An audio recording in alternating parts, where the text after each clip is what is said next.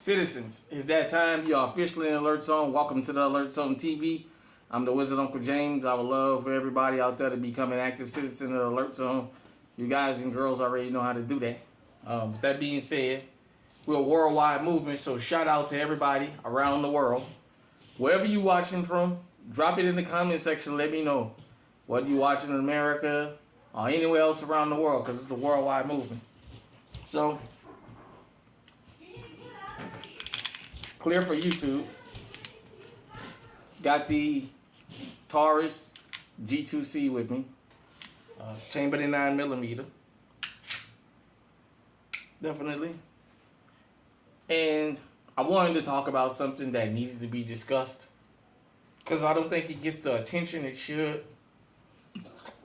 And I had somebody kind of reach out in the comment section, and it made me think about it. Excuse me. Felons and firearms, and how I feel about it, and what do I think. Now, this is probably going to be strictly reserved to America, because I'm not sure about what's considered a felony in another country or how. Here's my take on felons and firearms.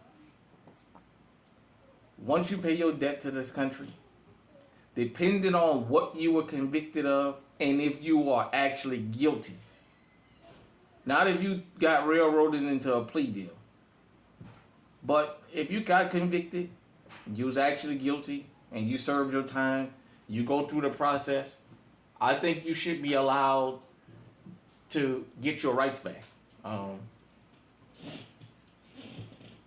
Sorry about that. I know a lot of times people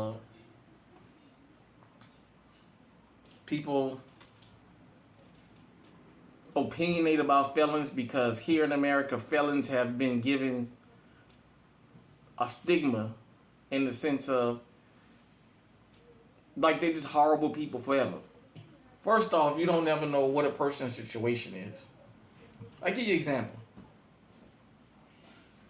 A person that grew up in a drug life and their parents introduced them to that lifestyle as children, there's nothing you can do about that. Like, you watch Gangland and some of these gang documentaries, and they tell you they was 2 and 3 years old, and they can show pictures of their mom and dad having them dressed as gangsters and throwing up gang signs. Man, hold. Sorry about that, everybody. But,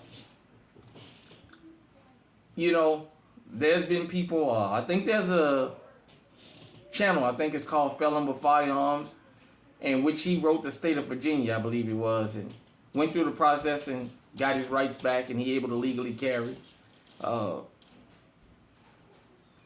just think that depending, like I said, on what the crime is, if they went to prison or probation, whatever they had to do, and they went through, I guess, a 1-year cleaning period or what have you, after they full end of term, end of sentence, end of parole, probation, whatever, and they don't get into anything, they following the rules, integrate them back into society. If they can get their voting rights back, they should be allowed to get their firearm rights back, because you don't always know the circumstances. I want you to always keep this in mind about convicted felons. Everybody that's been convicted of a felony is not guilty. We can't leave out the law enforcement collusion, number one, because you're constantly having guys come out of prison that's been there 30, 40 years that's been innocent. And the courts have known that.